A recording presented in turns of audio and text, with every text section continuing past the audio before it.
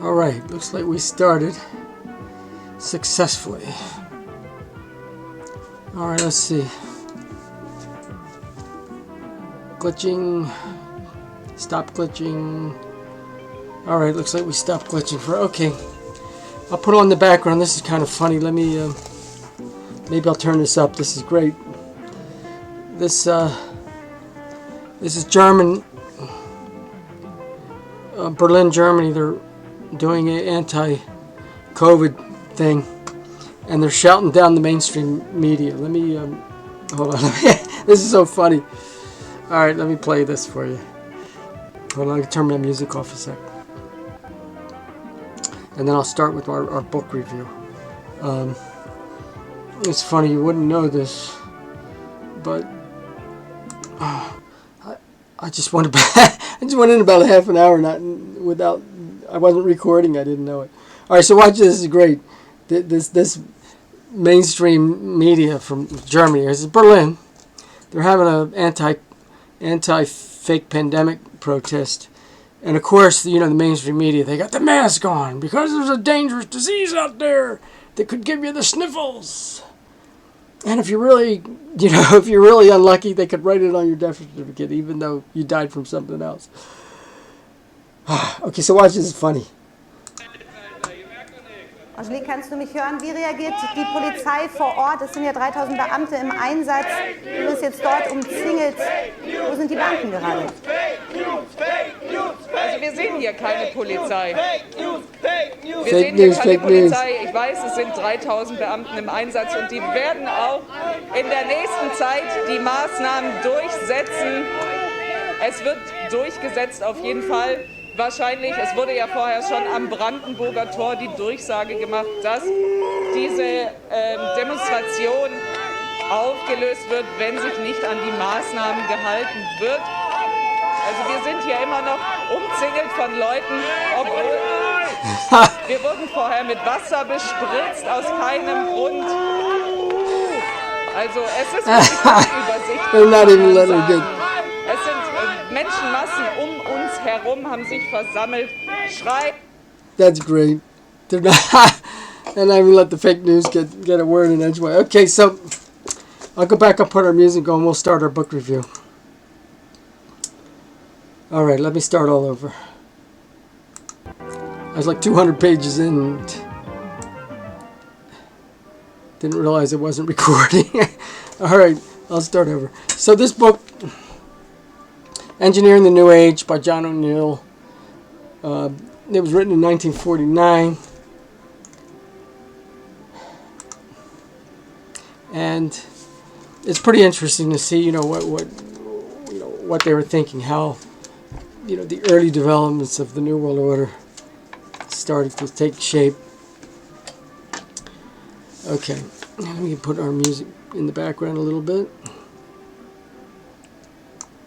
I'll just let that protest play in the background. That's going to go for hours. Engineering New Age presents the story of the individual and the role he will play in the unfolding of a new era, in which all of our resources will be directed toward human welfare. It presents the relationship of man to the cosmos, man to man to his community. It finds an underlying pattern which provides the blueprint for progress. Yeah, this is progress, right? Everybody's got to wear a mask, and everybody's got to take, you won't be able to work if you don't take a vaccine. That's progress, people.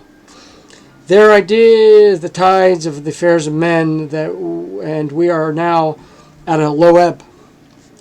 There is building up, however, a new concept which will raise this ebb to a flood of social advancement, which will carry civilization to new high levels of accomplishment.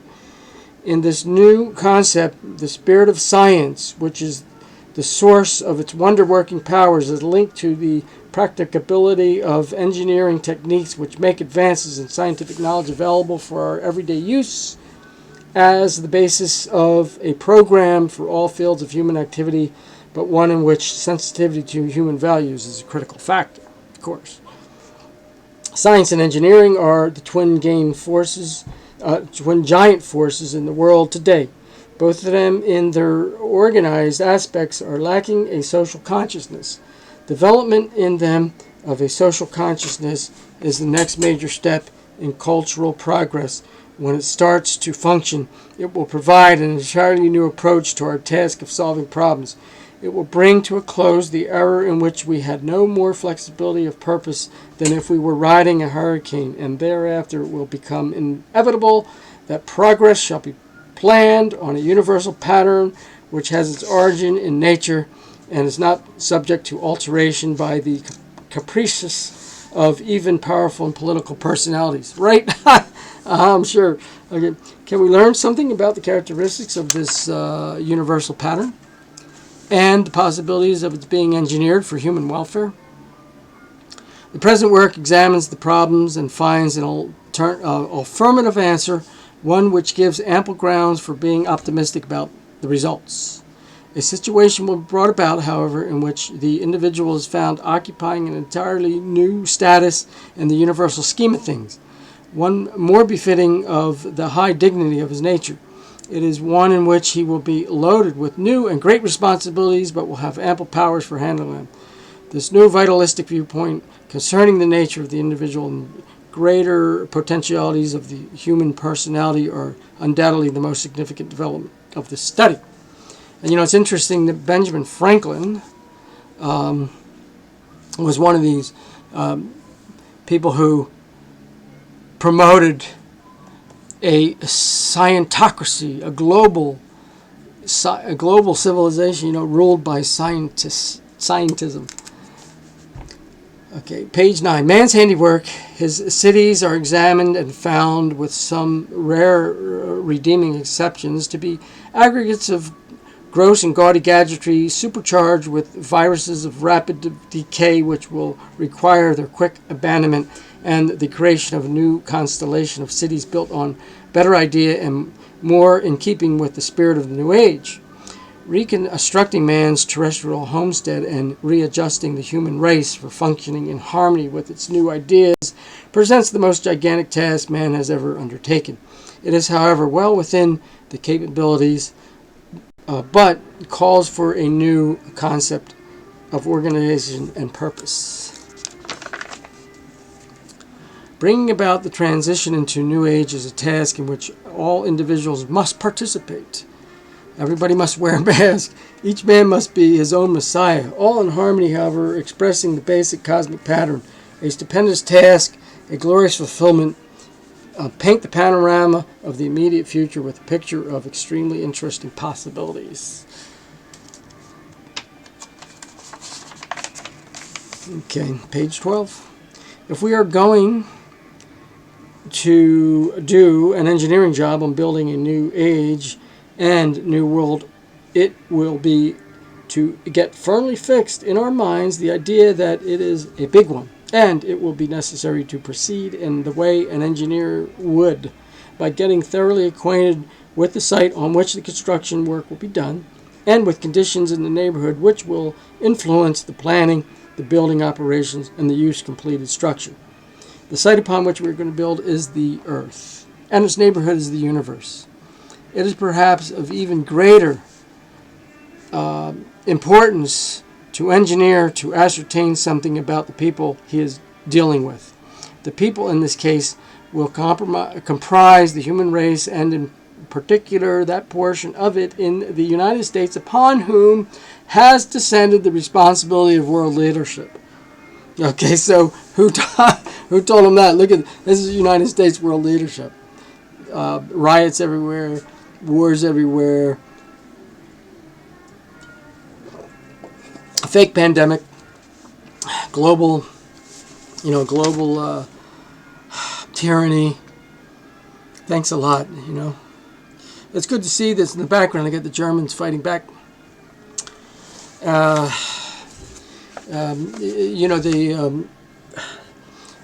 I think the Germans, know something about trying to get rid of the Marxists. If we're going to do an engineering job on building a new age in the world, it would be well to get firmly fixed in our minds. Okay, I just read that. Okay, next page is 14. We have been going along without this valuable partner in the past. As a matter of fact, a great number of our best citizens have quietly ganged up on him and waged a trade war against him on the grounds that did not like his business and methods and objected to interference with the running their businesses as they saw fit. Oh, okay, I'm reading. Let me go above this. There's one basic idea that man has not tried therefore, and that is to take the cosmos into partnership with his scheme of operations. If he adopts the plan, he will find that he has culturally, spiritually, and dynamically refinanced civilization and is set to derive undreamed of profits from the new situation. As a project, it is basically sound in every particular. The new partner is a tough customer and a stern disciplinarian, but brings unlimited wealth of resources to our civilization. Best of all, he brings complete knowledge of all trade secrets of the universe and can initiate the entire working staff of the civilization organization into ceremonies in the inner sanctum, which are kept the blueprints which tell what it is all about, where we're going, why, and how. Okay, so that the boss he was talking about was the cosmos. Okay, kind of lost my foot. Page 17. Engineers will not be the only factor shaping the new civilization. All men will contribute to it, for all focal points of cultural activity will be interconnected, all making contributions to other centers and all receiving balancing contributions so that any development in a particular field will contain factors in harmony with all others. We do not now have an engineered civilization. If we don't engineer that job very soon, we may have to do a salvaging job. We won't engineer our civilization, however, until engineers know more about human beings and other subjects not now found in their standard handbooks.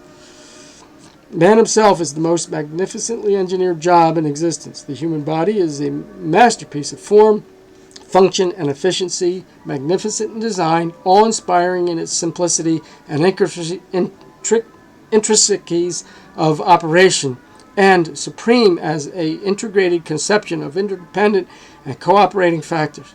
It is the work of a master engineer. Here is the master, at whose feet the budding and full-blown engineer may sit to learn wisdom that will bring social consciousness to engineering the sources within. I thought it was kind of interesting passage there, kind of intelligent design sounding passage if you ask me. Page 28. The electrical atmosphere around the sun is still subject to early pioneering investigation. Presents almost fantastic possibilities for strange phenomena which would make the sun a living, pulsing, growing thing with definite biological aspects. We may someday learn how to draw energy from the solar storage battery, and someday it may spark to Earth with cataclysmic effects. It has very definite engineering aspects. It may be the mechanism we shall use in controlling climate and the Earth's temperature. It contains an obvious possibility as the means of transforming our upper atmosphere into a giant neon lamp globe, which will illuminate the Earth at night. Now, I found this was kind of an interesting passage because the electric universe, if you haven't looked into the electric universe, they got a whole YouTube channel and so forth. And it's kind of neat because this guy's referencing that possibility.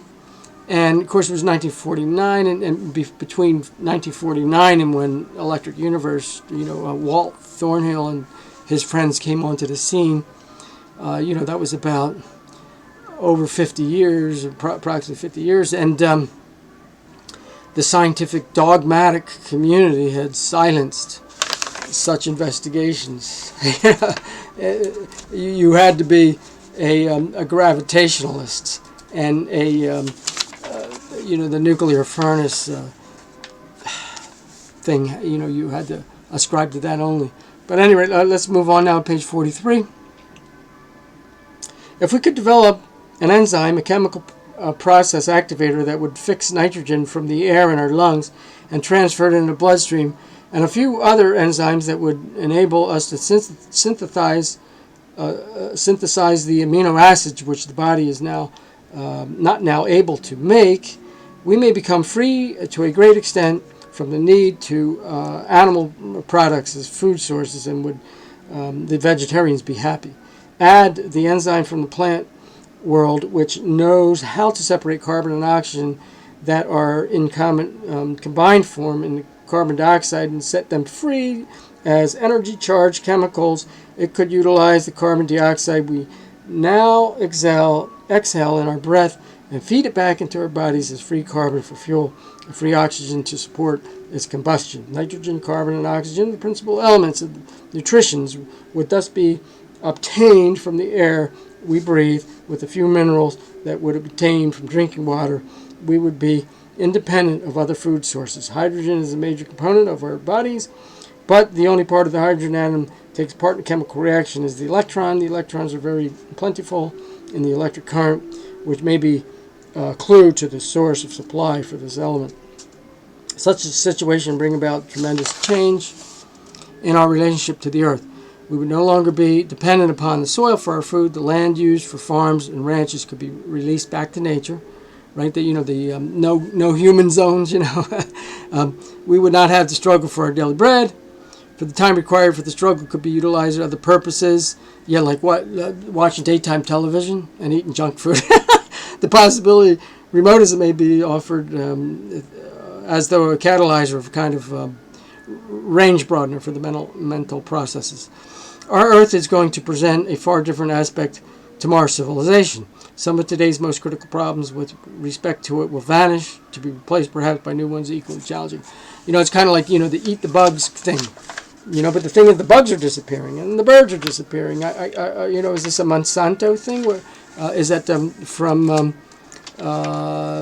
microwave communications that's killing the bees and the birds? I don't know. Page 110. Okay. Balancing this curse came a beneficence from the Roman exposure to Christianity. Its theology was neither important nor significant, but its emphasis in its original state on the transcendental value of human life and spiritual concepts made a most harmonious juncture with the philosophy of the European peoples. Now, I don't know why he would say that it's not important or significant. That's absolutely, he's contradicting himself. It is important and significant, otherwise he wouldn't be praising it. I don't know why I guess, this guy's an atheist or an agnostic or something, and he needs to, make sure that, people don't take salvation seriously for whatever.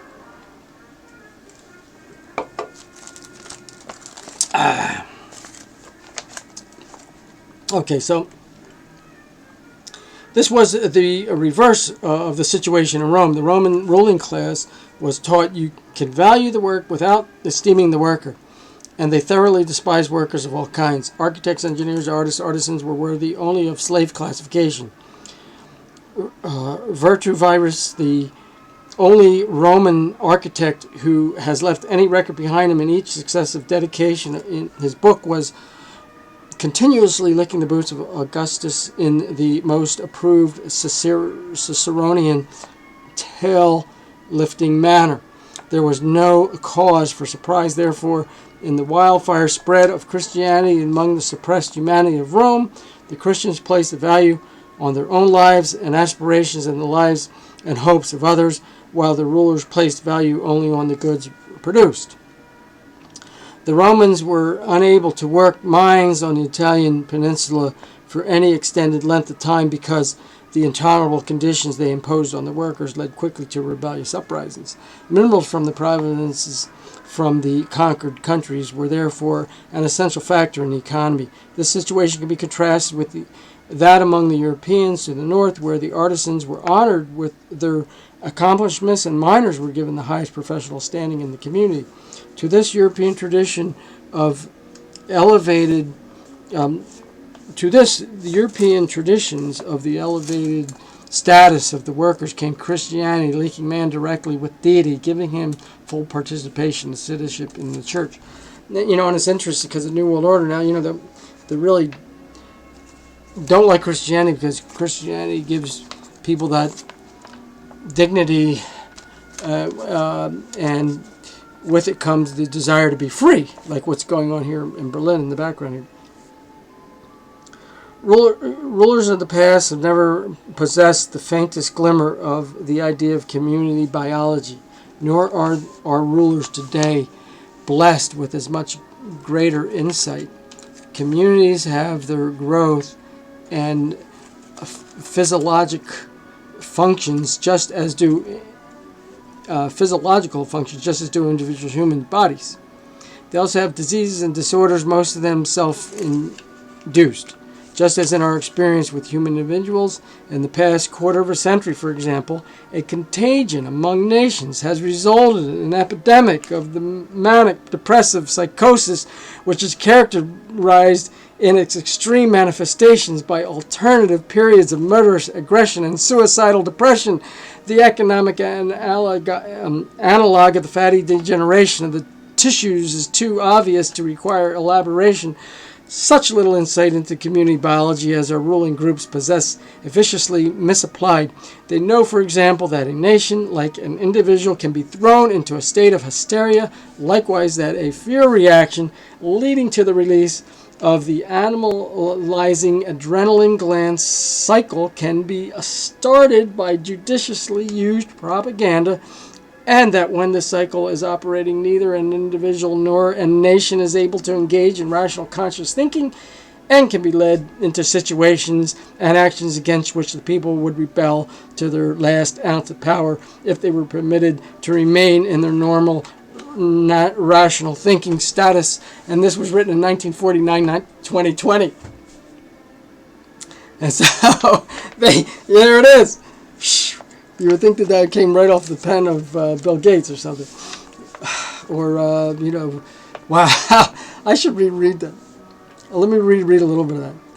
They have a disease and disorders, most of them self-induced.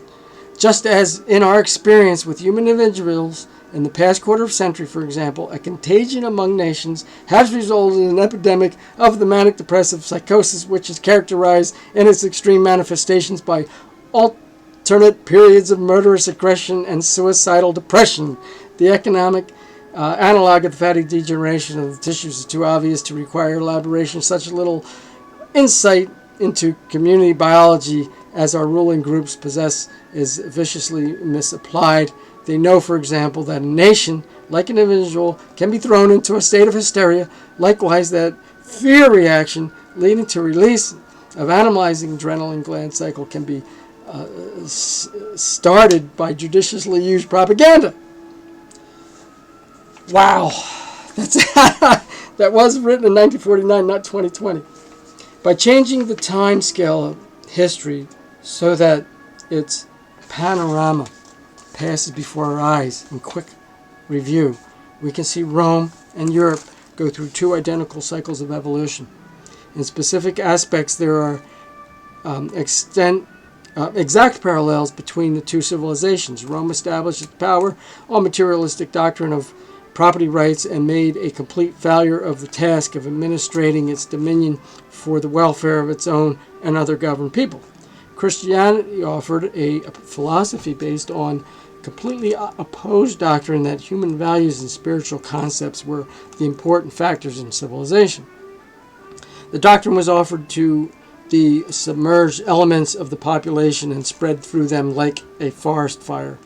Efforts were made to prevent it in its spread and to exterminate it by slaughtering its leaders and members, sacrificing them at public festivals for the entertainment of the ruling cult. And as a warning to the Christians, in spite of such treatment, Christianity spread and prospered while the cult of rule for the protection of property rights decayed. This is not evidence that material assets are necessarily a toxic factor or that spiritual values are the only safe basis for civilization. It does not mean that all the Roman ruling class were completely vicious and incompetent, and all Christians entirely virtuous and competent to rule the world successfully. A merger of the two, preserving the best factors of each, if effected in time, would have provided a powerful combination for stabilizing civilization. Today, as in Rome, we have a civilization in which respect for material aspects of property rights is again the dominant factor in the ruling classes. Again today, paralleling the emergence of Christianity in Rome, a doctrine is being preached to the economically submerged groups, and again it is spreading like wildfire. Our modern Nero is the Un-American Activities Committee in the Congress, plus the propaganda powers of the entire government system. In spite of the persecutions, mislabeled patriotic activities, the doctrine of communism spreads. And it's very definitely thriving on persecution. This does not mean that everything in our present civilization is wrong, vicious, and that everything the communist stands for is virtuous and desirable. Now, this is really interesting. I don't know if you know what the Un-American Activities Committee. I think that was McCarthy, and the going after the communists, and he did the right thing. The Germans, the Italians, the Spanish tried it, and, was to get rid of the Marxists in their country, the communists in their country, get rid of them, and unfortunately, the leaders of the United States and Great Britain were already owned by the Marxists. Roosevelt and Churchill were owned by the Marxists already. Hitler should have quit while he was ahead and just stuck with Germany. He shouldn't have tried to get rid of the Marxists in all of Europe like that. But these guys back then, it was shortly after the war, they saw this happening, that the purpose of America's business in World War II was to set the stage for the eventual Marxist takeover of America, which we are experiencing now. Okay.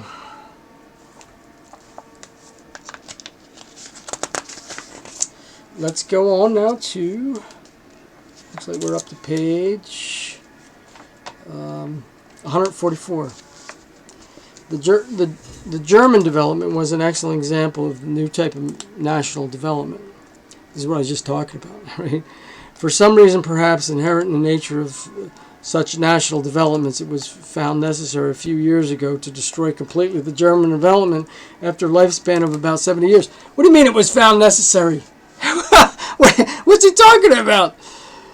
Why was it found necessary? Who found it necessary? You know what I mean? This guy, I think, is an undercover Marxist, you see. The Italian structure was destroyed after a somewhat similar lifespan. An effort was made from one direction to destroy the Russian development, after a lifespan of about 30 years, and present indication points an intent to complete the effort from another direction. Fears, real or synthetic, are being expressed that the United States development is in danger of its destruction after a lifespan of about 70 years of a new era.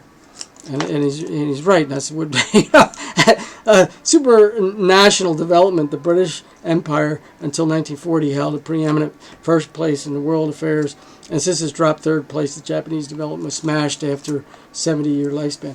Well, he acts as if this is just it's just a natural emergent occurrence that these things were smashed. It's not like it's like nobody did it. They just spontaneously, they were just spontaneously smashed.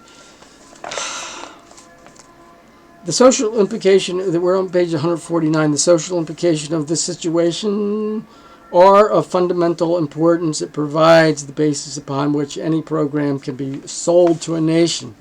A war project, for example, which be rejected as fantastic, wild, and insane, not to mention antisocial and totally uneconomic, if presented cold to a people, can be put across in its totality if presented discreetly, just a little bit at a time.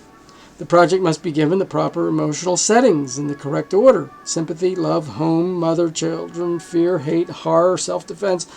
A little experimenting will show how much stimulus a nation will absorb without causing a critical, unfavorable reaction. So that's what they're afraid they're doing with this fake pandemic. They're trying to be very careful. They're push. But they don't. They got to be careful, because hopefully we will push back and retake some semblance of freedom. Each time stimulus is absorbed, it sets a new zero level on which a new stimulus can be added, making a new absorbable amount double that of the original unit. After a series of such procedures, it is possible to embark on talk about providing men and money and defend the nation's neutrality. More men, more money to fight a defensive war. More men, more money to make a strong offensive as the best defensive measure.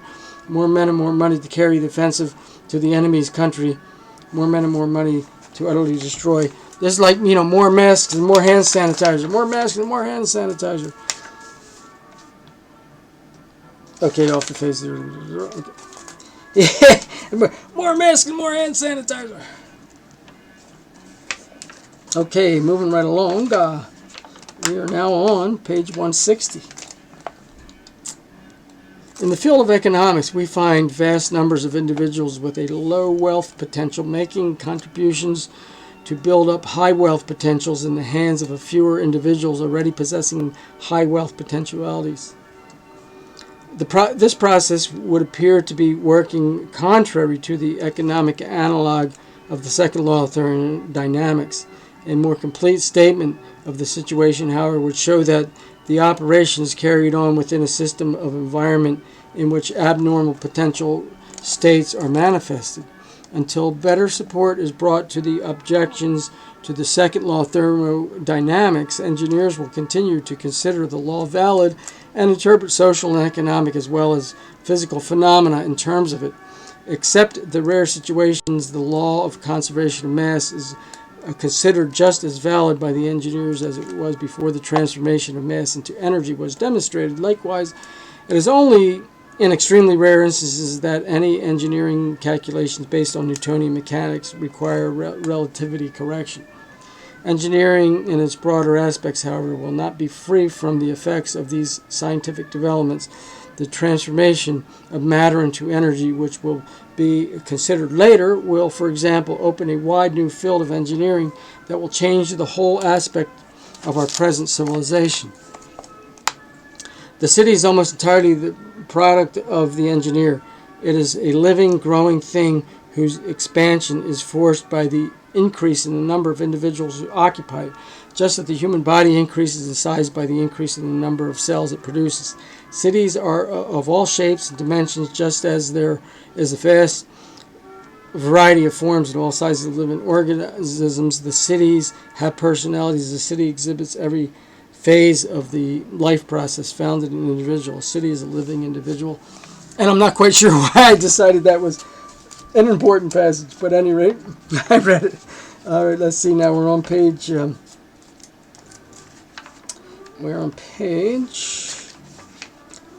So we're moving along pretty good. A city suffering from traffic congestion is not responsible to itself alone. Every city is an organ in the national living organism, and its chief responsibility is to the national organism.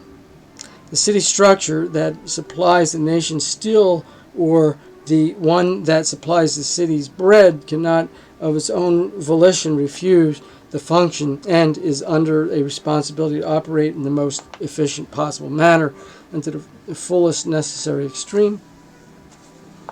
Of what benefit is it to the nation to have the production cells in Minneapolis, St. Paul, Wheat City produced generously and efficiently if the transportation system within the city is so inadequate that the produce cannot be distributed? But this is like, what they did with the whole globe. You got China manufacturing things. The United States is the police force for the world, and so forth. It's like cities are constructed by engineers. They are not designed by engineers, however, nor by anyone. They just growed up. The engineers who constructed them were hired employees and not directing executives. The coming era calls for courageous city planning with architects, biologists, engineers, economists, scientists, and sociologists on their executive planning board. It is going to be necessary to build a brain into the cities, providing them with built-in pattern of development, a growth limiting, and to organize all cities into a single national super city. So there you go, Smart Cities, 1949. Okay. Page 210. Most of this city planning, which has been written about and discussed, has been based on uncritical... Oh, I think I'm in the wrong... I sort of skipped something. Oh, here we go. Yeah. In designing the new supercity of cities, the engineers will be designing a new nation. The cities will be the basic unitary cells of the larger organism. All cities will function under a universal plan in harmony with their nature and the nature of the national organism. Cities will be functional and not geographical units. They will be designed primarily in adjustment to the inhabitants, secondarily in harmony with the environment, and thirdly with respect to productive activities. An agriculture, a mining and manufacturing, commercial service city could each present an appearance totally different from the others and yet be identical in their function aspects. Rural areas will be recognized as part of cities. Farms, ranches, orchards are manufacturing establishments differing in no essential way from factories. Okay.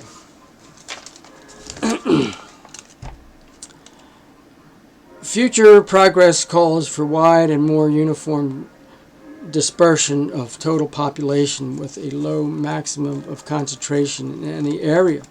So this is kind of interesting because he got this wrong. It's not really, they're doing the other thing now. Okay, a wide and more uniform dispersion of total population with a low maximum concentration in any area. Low top limits to total population and minimum distance set within which new civic centers may be developed. A city as a living thing has the right to possess and express a personality. A city of 1 million population can express only a multiple personality. Hospitals for the insane hold many persons with such personalities. It is doubtful if an aggregation of more than 10,000 persons can manifest a civic personality and individuality. The leveling power of large numbers is lethal to unique artistic manifestations by individuals or small groups. It is a dictatorship of the lowest common denomination in which the democratic expression of the small group personality perishes. Now that I agree with, and I'm surprised that he's saying this because that's really something this one paragraph I think here I really agree that the idea is that right, you don't want, the thing is he's not going far enough. If you really want this thing to, if you really want humans to prosper and enjoy freedom, then they have to be completely free. They don't need to be part of this network of cities, or that's why we got to get rid of the federal government. It's not possible to have freedom in the federal government. The two things are mutually exclusive. And I think that's what's going to happen someday. Americans will wise up and get rid of that stupid thing. Okay. If rational thought processes will not lead us to sensible planning, perhaps our irrational fears will accomplish the results. The cost of our adventure in world imperialism and our role of dictator of national political ideologies on a terrestrial scale, if applied to internal reconstruction, would create such social and economic stability here and abroad that world markets would cease to be a problem and political ideologies different from our own would vanish as threats. So, see, he just goes from, the one paragraph I agree with to something that, is totally tyrannical. Okay, folks, we're up page 229. Well, this is moving pretty quick. Our factories are in advanced but not final state of mechanization and modernization. The major task with respect to them is their coordination into national organic system. This there's words missing. This is a real cheap reprint of a book, so there's words missing. Something cults of communism. We need something sounder in the form of scientific democracy. something closely in tune with true dignity of man, greater achieving his ideas. This will not be attained, however, if scientists, engineers, and mechanics, who are the measure of a mechanized civilization of the Power Age, become slaves or Power Age political ideas. I'm not sure what that's all about. Okay, let's keep going. We're almost done, folks. Okay, page 244. If political control of the nation's power as a means of complete control of the nation is to be continued, it is essential that control of the atomic energy system be obtained before it is born. There's no doubt whatever about the control on a national basis being desirable, so that this new energy agent will be directed entirely for the general welfare of the people. Of course. There's, however, a big difference between government control and government ownership and monopoly, which is, in these days, dictatorships could become extremely dangerous. It would be unwise for the government to hinder the development of atomic energy to maintain the dominance of some areas of hydroelectric developments. It will be discovered that under good executive judgment, full and free development of atomic energy field in the hands of people can be fostered without damaging existing institutions. It is desirable, therefore, for the government to throw open the development of atomic energy field to those competent by training and experience to develop it. This should be done without the slightest regard for so-called security necessities. They are fragments of the minds of monomaniacs and warmongers. 25 years from now, we will look back and be amazed at the idiocy of some of the pet foibles of some of those now in positions of power.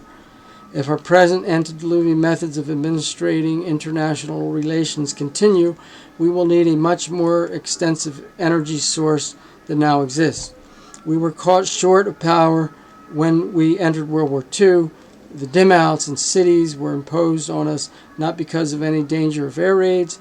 This hysterical excuse was merely a means of further enslaving us to fears conjured out of nothingness to deepen our national psychopathic state in the interest of our military mastery. We were short of electrical machinery. The dim outs were imposed so that the consumption of electricity would be reduced to permit the removal of dynamos from cities to new factories, making more less necessary munitions of war. So that's what the brownouts were. But okay, now I agree with him again. I like the way he's characterizing, right, the fear. The use of fear by the government. I mean, we're right in the deep of it right now. I've never seen anything like this. Praise God for these Germans. This is what it should look like in all the American cities. Just people milling about with no masks on and no social distancing. Are we really going to just give in to the tyranny that easily? Storages of manpower and the increasing demand for goods will necessitate a stronger trend toward the automatic factory. The welfare of the national community and of all individuals require this development, and it should be administered for the general welfare of the country. It's talking about, the robot apocalypse, and he's all for it. I don't know what people are supposed to do. My idea, look, if there's nothing else for you to do, there should be giant electricity generating stations, with in-place bicycles where you can generate electricity by pedaling a bike. And at least you can get exercise and earn your keep for the day. There's nothing like not working to destroy your spiritual composition.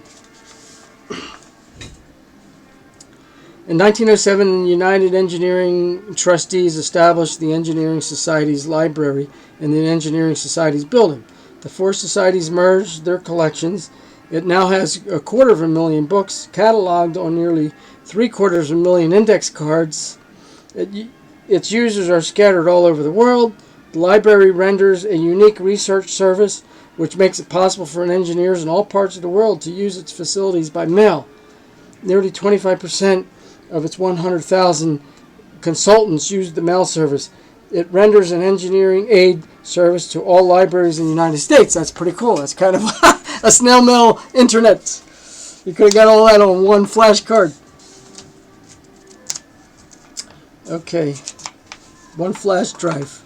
All right, we're up to page 272. The foregoing gives a picture of a highly organized corps of professionally trained men competent to tackle the most gigantic task which society can impose on them. As a matter of fact, they will impose the task on themselves, for no other group is competent to assess situations and propose programs or remedies in all matters that concern controlling our environment or providing the mechanisms of civilization. They are, however, thoroughly grounded in the art of cooperating with other groups which carry executive and administrative responsibilities. You know, one of the things that's missing from most of this engineering society kind of ideas is that you need to incorporate into your engineering plans the facilities to allow people to be totally free of it. They don't want to be part of it. That should be, you know, that's should be job number one, is make sure that people don't have to be part of it. Okay. Page 292. The executive type of individual is and will continue to be an essential part of our system. His troubles arise from his lack of knowledge that we live in a cosmos and that there is an authority which transcends his will. If this latter viewpoint were accepted as a basis for planning and operations, the strength of the executive decisions would actually be reinforced by the additional powers that would come from being in harmony with natural processes, and this would be a valuable return for making a departure from present self-centered viewpoints.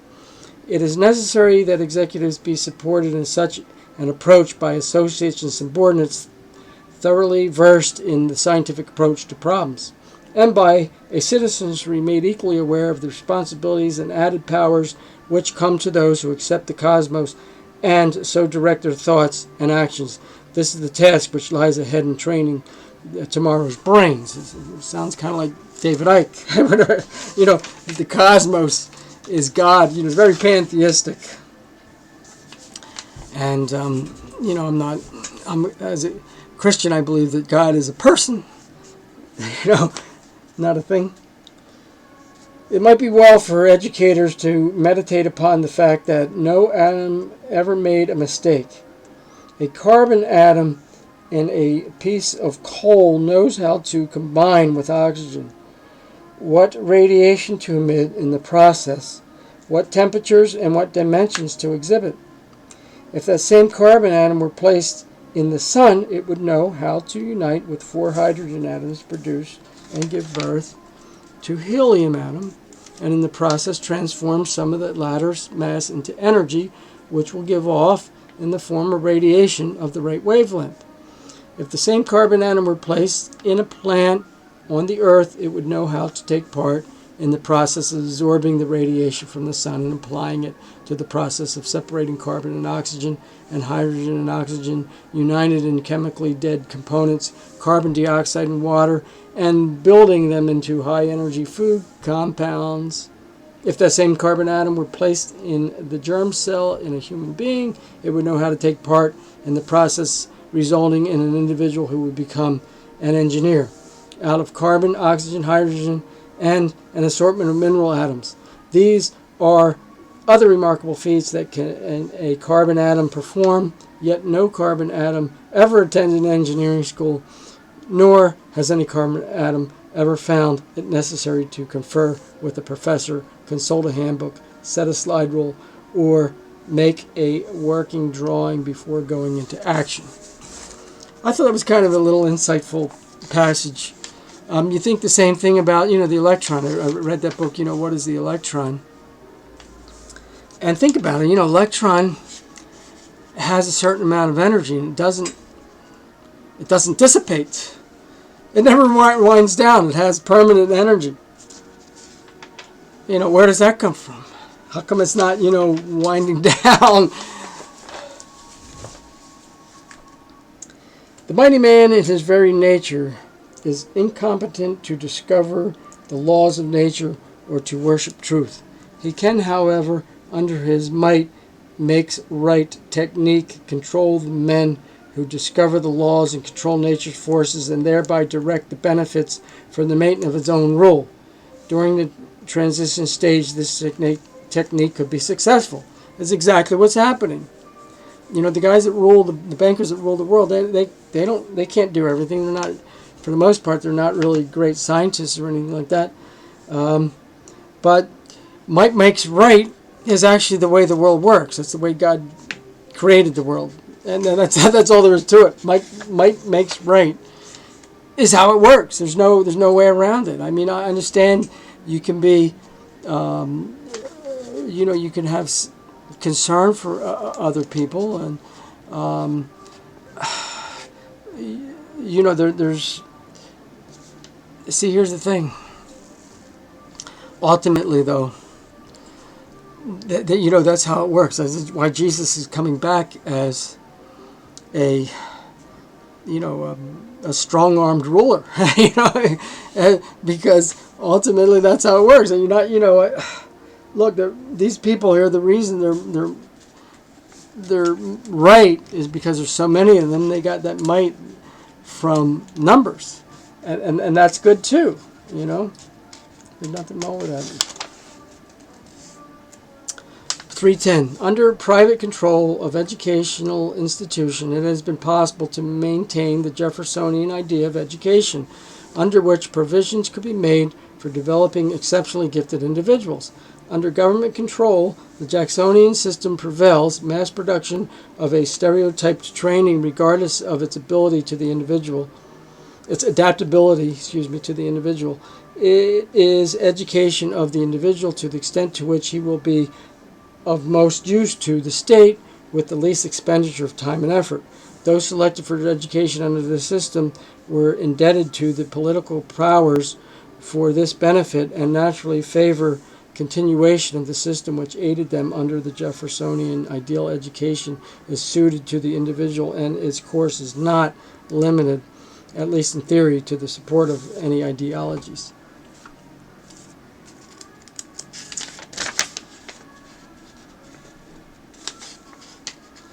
Okay, the government money for training of those men goes to the universities and colleges. Research and development activities for war departments bring further income to the schools. The GI tuition money will stop in the very near future. Due to the war-caused devaluation of money, the income on endowments held by the schools has dropped to about 1/3 of pre-war level. The financial situation of the schools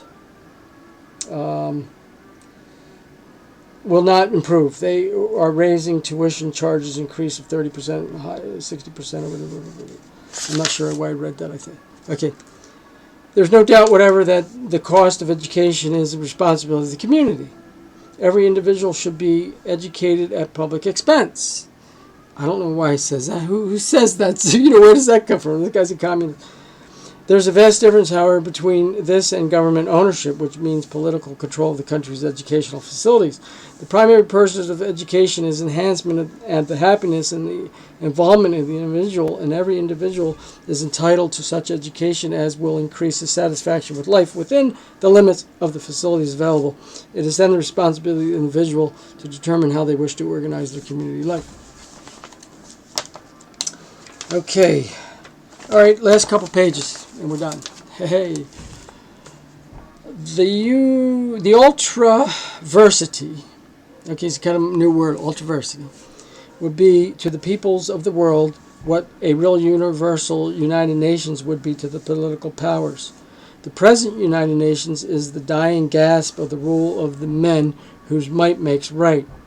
The ultraversity must begin to function that we may have a straight line, orderly transition from the older order to the new. The new order is inevitable, and there is no magic words that can take it out of existence. And by the way, you see how he does this. They do the same thing. They say, oh, the United Nations, that's, that doesn't work. Whoa. Like, okay, what they're, you would think somebody that's against the United Nations is saying, because we believe in sovereignty. No, this guy's saying we got something that's even, more tyrannical. Of course, he's not going to call it that, Okay, with our own country, the course of transition is a simple one which should encounter no opposition from anyone desirous of the welfare of our nation and who wishes for it a course of progress, whatever that means, which will bring enlightenment to the world by an outstanding example of courageous leadership in the right direction. No country of the world has greater number of universities, colleges, schools, technical and research institutions than the United States, nor can their executives and facilities be matched anywhere for their devotion to truth and democratic principles of life, individual and community. The maintenance of these institutions is now a problem under an inadequately engineered economic arrangement. They should and will be supported and expanded as a public expense, but not under political control. They will furnish the nucleus of the ultraversity, the expense of their operation under a program in which they, as the trustees of knowledge, will undertake their full responsibility will be determined, and this amount will be collected as a federal income tax. The expenditure of the money so collected will not be under the control of Congress, and accounting of its expenditures will be made more complete and frank than any ever made by political body. The funds collected will be adequate to permit the ultraversity in the United States to aid the organization throughout the world to attain similar fruition. The ultraversity so organized will share with the political organizations the responsibilities for achieving worldwide cooperation of all men. Ultraversity, I guess that's a code for shadow government. It will proceed on a factual and truthful basis to establish equilibrium throughout the human race. Political bodies will not engage in any activities pertinent to a problem, but will seek the recommendations of the ultraversity and will subsequently act in light of the solution presented by the ultraversity. The procedure is simple and very economical compared to the cost of the techniques we are now using with unsatisfactory results in handling world affairs. The motto of our country, "In God We Trust," is in complete harmony, at least in the purpose, if not the words, with the ultraversity and its program. The primary allegiance of all men is to God, and this introduces no conflict with allegiance to country. And, who's God to these guys? It's, what is it, the shining one, the illuminated one? The engineer holds a unique position as the applier of knowledge. He limited himself largely to tinkering with things until development was made an essential that he should assume larger social responsibility and achieve a worldwide viewpoint in connection with these responsibilities as a step towards developing human engineering as one of his major disciplines. Enjoyment of the unique abilities which characterize the engineer carries a balancing responsibility to apply them for universal human welfare. The engineer has been a local builder. He now enters upon his future involvement as a world builder, and his task is to engineer the new age. So there you go. It's very very interesting that, and I guess it's not too surprising. There's books like that out there that show you that they've been going in this direction for a long time. It was 1949. Okay, folks, thanks for watching. Once again, That was Engineering the New Age by John O'Neill. And good, thanks for watching, and I will see you soon. I got another book review. The next one coming up is Truth is a Lonely Warrior by James Perloff. Okay, take care.